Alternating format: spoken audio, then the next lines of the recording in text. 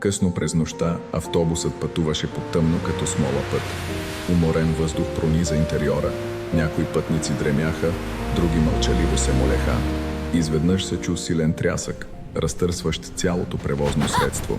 Шофьорът Виктор се опита да спре, но изкрещя от ужас.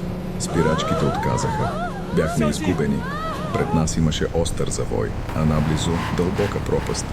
В автобуса моментално избухна хаос, списъци и викове, идващи от всички посоки.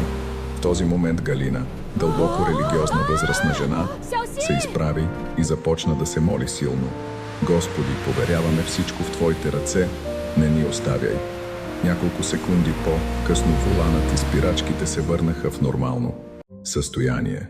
Автобусът плавно спря на безопасно място точно преди завоя. Цареше тишина, последвана от гръмотевични аплодисменти през сълзи.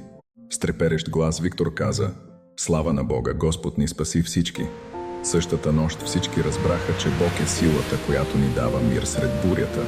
Както казва Библията, Господ ще ви пази от всяко зло.